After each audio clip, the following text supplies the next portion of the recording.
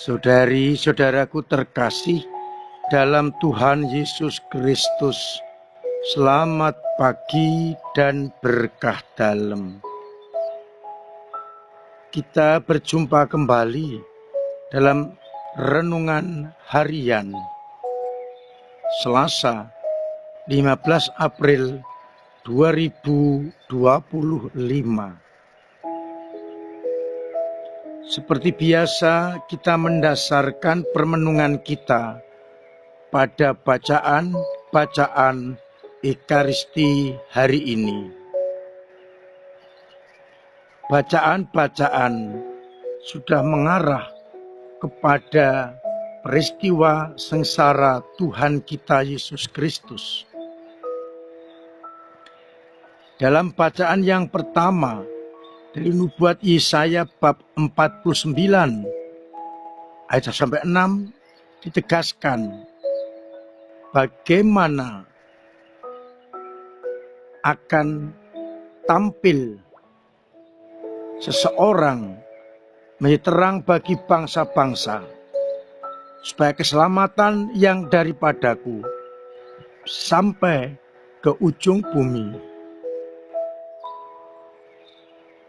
Dunia, pulau-pulau, semuanya bangsa-bangsa hendaknya mengerti bahwa akan ada pribadi yang menjadi terang bagi bangsa-bangsa agar keselamatan yang datang dari Allah sampai ke ujung bumi. Itu berarti akan datang seseorang yang menjadi tanda dan terang serta keselamatan bagi bangsa-bangsa, agar keselamatan yang datang dari Allah diterima dan sampai ke ujung bumi. Sedangkan bacaan Injil dari Injil Yohanes bab 13 dikisahkan suasana perjamuan malam terakhir. Yesus makan Paskah bersama murid-muridnya, dan disitulah Yesus menyampaikan apa yang akan terjadi. Seorang dari antara mereka akan menjadi pengkhianat, menyerahkan dirinya kepada musuh-musuhnya. Siapa dia? Dialah yang mencelupkan roti bersama dengan Yesus. Yang kedua adalah teguran kepada Petrus bahwa ia akan menyangkal sebelum ayam berkokok. Meskipun Petrus menegaskan, "Aku akan menyerahkan nyawa bagimu." Suasana perjamuan menjadi suasana sedih. Saudari-saudaraku terkasih dalam Kristus, dalam pekan suci ini kita diajak untuk semakin masuk ke dalam peristiwa sengsara, wafat, dan kebangkitan Yesus Kristus. Meskipun pada bacaan yang pertama sangat suasana adalah sukacita, bahwa keselamatan akan diwartakan sampai ke ujung bumi, dan engkau akan menjadi terang bagi bangsa-bangsa.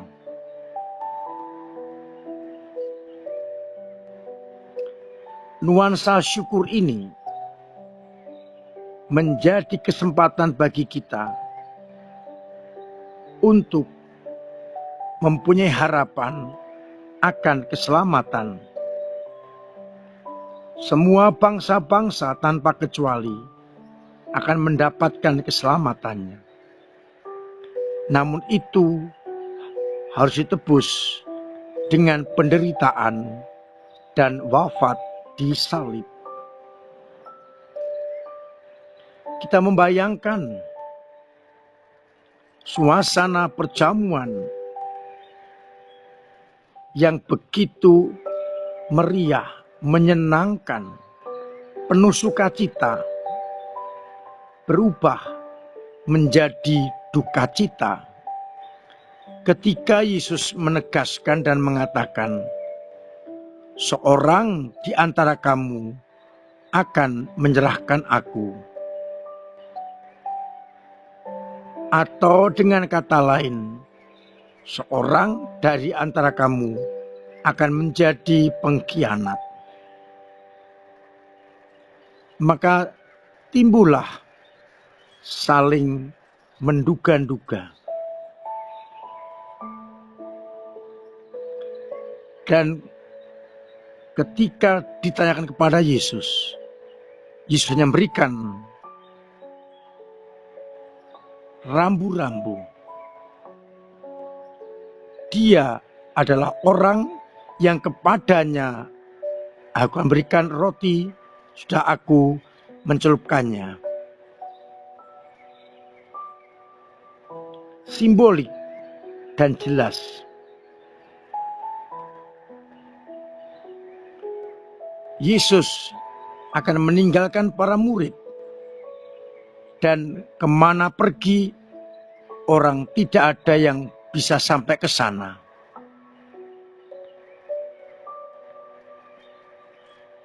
Petrus dengan sok jagoan ingin membela Yesus. Tuhan, kemana engkau pergi? Jawab Yesus, di tempat aku pergi engkau tidak dapat mengikuti aku sekarang, tapi kelak engkau akan mengikuti aku. Dan Petrus sesumbar, aku akan memberikan nyawa bagimu. Namun Yesus menegaskan, sesungguhnya aku berkata kepadamu, sebelum ayam berkokok, engkau telah menyangkal aku 3 kali. Suasana pesta menjadi suasana duka.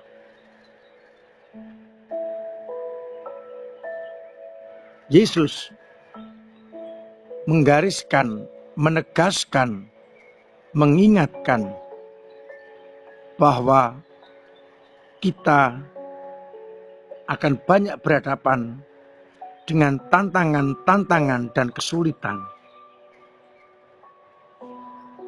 Maka kita perlu waspada.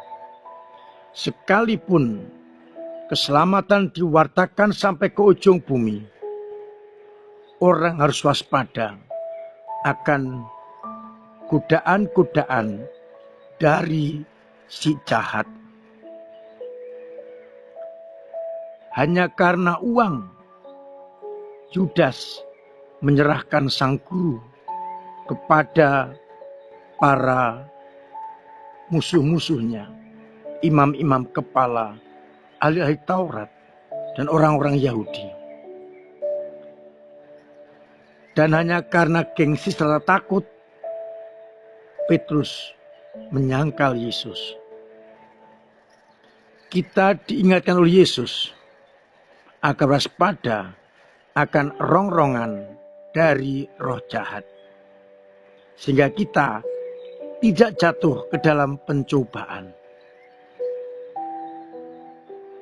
Setiap kali kita berdoa Bapa kami, pada bagian akhir kita berdoa, dan janganlah masukkan kami ke dalam pencobaan. Namun pencobaan akan selalu datang. Dan kita diminta untuk waspada dan hati-hati. Semoga kita terus waspada akan adanya pencobaan yang akan selalu memisahkan kita dengan Allah. Kalau kita waspada dan tahu, kita bisa menyingkirkan pencobaan itu dan boleh menerima warta keselamatan yang datang dari Allah. Mari kita sadari, kita waspada agar kita bisa mengalahkan pencobaan-pencobaan yang datang dari iblis. Tuhan memberkati kita sekalian. Amin. Marilah kita berdoa. Bapa yang penuh kasih, kami bersyukur. Kami tetap Kau izinkan untuk mempunyai harapan akan keselamatan yang Kau tawarkan kepada kami, kepada segala bangsa sampai ke ujung bumi. Dan juga kami Kau ingatkan untuk waspada terhadap pencobaan-pencobaan yang dilaksanakan oleh roh jahat. Semoga kami peka sehingga bisa terus untuk menjadi anak-anak-Mu. Kuatkanlah iman kami yang kadang lemah, yang kadang jatuh, yang kadang mandek. Semoga dengan bantuan dan berkat-Mu, iman kami tetap bertumbuh, berkembang, mendalam dan kokoh. Semoga umat-Mu yang sakit Engkau sembuhkan, yang punya beban berat Engkau ringankan, yang punya persoalan hidup Engkau bantu untuk mengurainya, dan yang sedang ekonomi Engkau bantu untuk mendapatkannya, agar akhirnya dalam situasi apapun kami tetap berpegang pada kehendak-Mu. Untuk itu, sertai kami dengan berkat-Mu sendiri, Bapa dan Putra dan Roh Kudus. Amin. Saudara-saudaraku terkasih, tetap saya ajak untuk memiliki pola hidup yang sehat, agar kita dapat terbebas dari segala mara bahaya. Terima kasih untuk peran serta panjenengan bersama gereja mewartakan Injil Kerajaan Allah lewat doa-doa, lewat pemberian diri, tenaga dan karya, serta lewat pemberian dana yang sungguh menolong gereja dalam karya perutusan.